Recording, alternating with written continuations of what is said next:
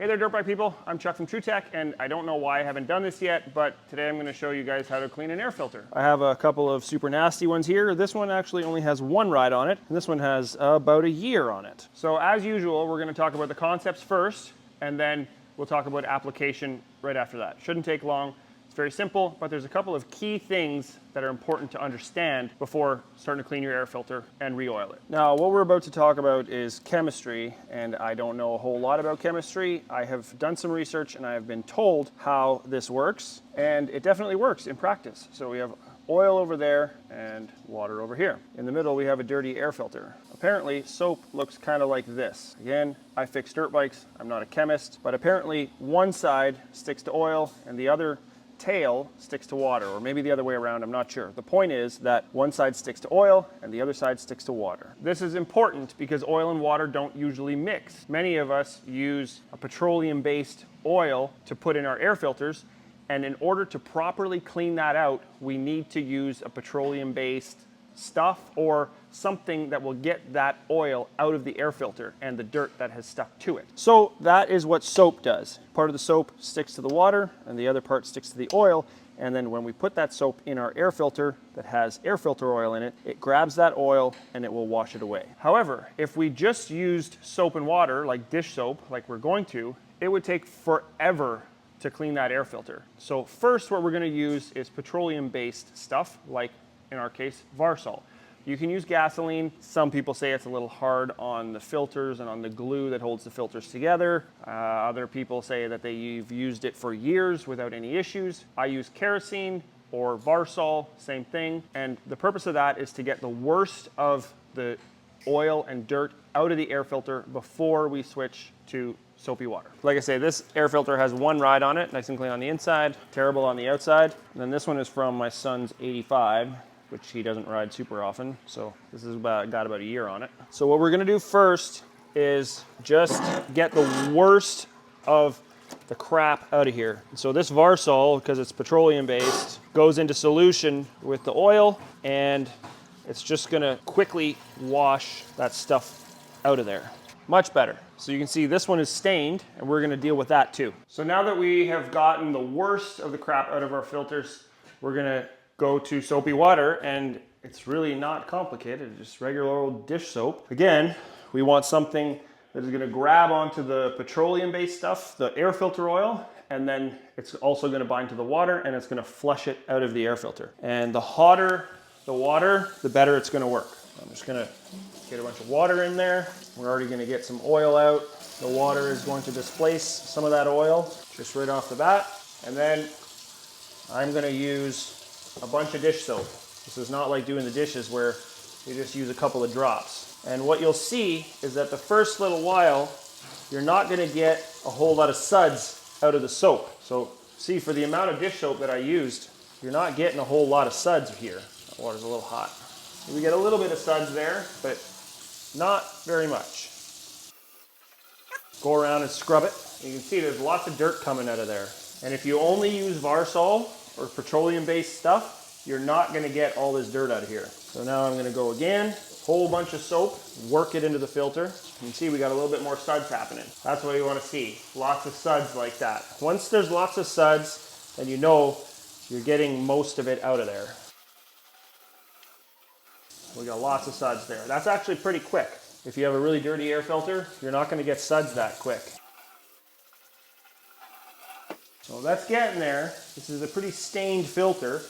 Now, we'll switch to mine. So like I say, mine only has one ride on it. I'm gonna put a whole bunch of soap in. It's like, I don't use a little bit. It's all globbed in there. It takes a lot. I buy dish soap by like boxes of 12 on Amazon or from the dollar store. And you can see on this one, all of that soap, it's not even making any suds. And the stuff that's coming out of there is still filthy, even though this filter looks relatively clean. I'm gonna load up on water again, a whole bunch more dish soap, rub it in, work it. See, still almost no suds. Squeeze that all out again. Looks pretty clean. You have no suds yet though. I'm gonna work it in.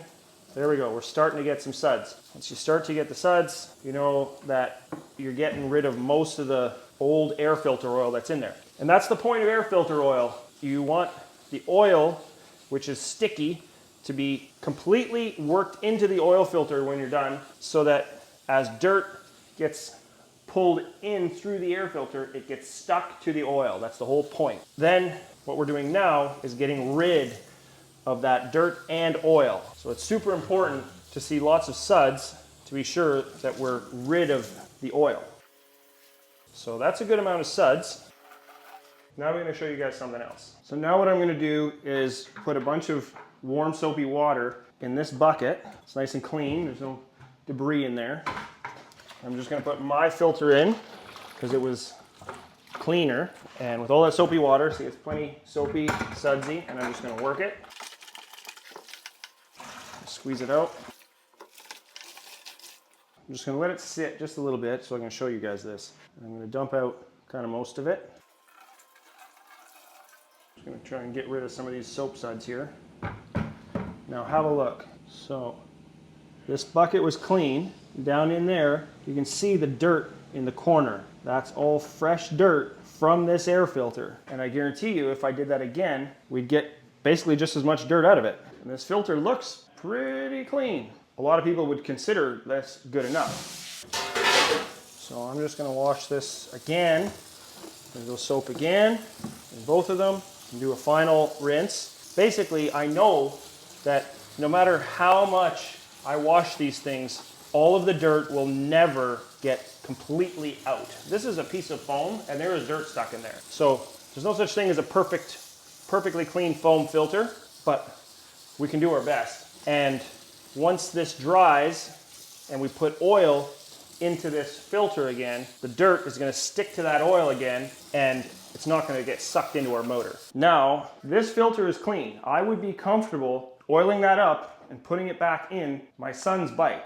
And I would normally do that, but I will show you guys something. We have two ultrasonic cleaners. One's for really dirty stuff, one's for cleaner stuff. The solution in this one was changed this morning. It's super clean. I'm just gonna drop this filter in there. I'm not even gonna turn the ultrasonic cleaner on because it has nothing to do with the vibration, really. It has to do with the solution that's in there. That is Wurth Eco Heavy Duty Degreaser.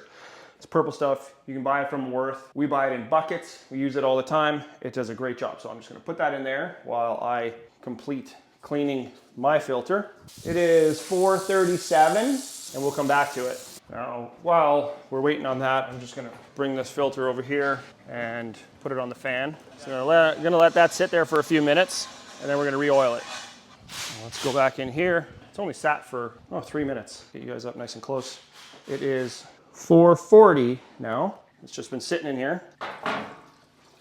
Look at that. Again, I did not turn the ultrasonic cleaner on and this sat in here for 3 minutes. This has to do with what type of soap we're using. This is just because this stuff does a great job at grabbing, it's degreaser, so it grabs grease and oil, petroleum-based stuff, and the water washes it away. So I'm just gonna wash it out. You can see there's soap suds, and I try to use as hot water as I can because that's gonna help the air filter dry quicker, I think anyway. It might be placebo. I'm just gonna get all the soap out. Now, in case you guys want some of this Wurth stuff, that's what it is. Eco Industrial Degreaser. There's about 1 liter or a quart in there, maybe 2. Nobody really measures, it's just kind of make it like that purple color. And then there's about 30 liters of water in this thing. So there's more parts in there right now. I'm gonna turn those on. Let them clean up for a motor that Jake's doing. So this isn't quite dry yet, but I don't care, and it's mine. So I want to finish this video. There's very little moisture left in there.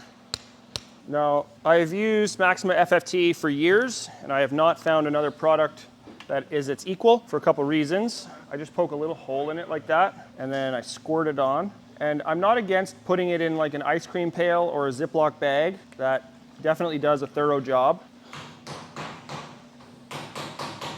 I do not skimp on air filter oil. We get engines in all the time that have been dusted because people did a poor job with their air filter maintenance. And the reason why I like FFT is because it goes on very thin. It's almost like water, and that allows me to distribute it through the air filter very thoroughly. It's also blue, so if I've done a nice job cleaning my air filter and it's nice and white, then I can clearly see where the oil has been distributed to If there's anything missing, I can tell. Now, if there was still a little bit more water in this and I squeezed it, see if I can get any water out. You know, there's a little bit. You can see there's a little bit of water that squeezes out of there, and the oil is going to displace most of it. And in this case, you can do it one of two ways. You can either start the bike and warm it up completely so that it sucks all the water out of the filter, or you can just leave it, let the water evaporate out. I'm not going riding right now, so I'm just going to let it evaporate, and that will be totally fine. Now, for those of you thinking that the thin air filter oil is not a good thing, after a couple of minutes, especially if it's dry or windy, so here, I'll show you. I'm going to dump a little bit on my finger, and it's just like liquid.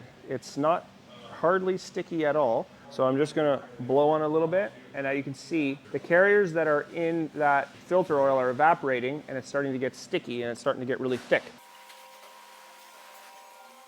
So as those carriers evaporate, it gets super gooey and sticky, and that's exactly what's going on all throughout this filter. So it goes on like water, so it's easy to distribute very nice and evenly throughout the entire filter, and then it tacks up so that it can stay in place and grab dirt, and it gets really sticky and not nice to handle. And that's why I like it. So there are probably other products out there that do that. I used to use the bel-ray stuff years ago, and it's so thick and gooey, which I thought was great, but it makes it difficult to work with. And this stuff gets every bit as thick and gooey as the bel-ray stuff. It's just way easier to apply and way less messy.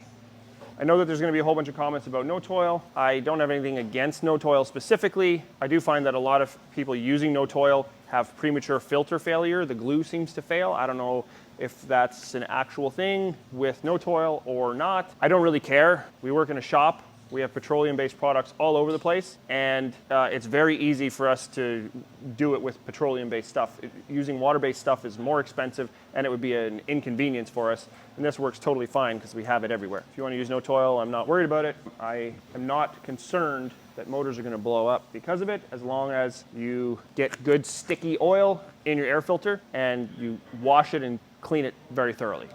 That's about all there is to it. Clean it thoroughly, use varsol or petroleum-based solvent to clean it out, then finish with soapy water or degreaser. Should come out nice and clean. And then I'm definitely a big fan of Maxima FFT. I have no affiliation with them whatsoever. I've just used it forever.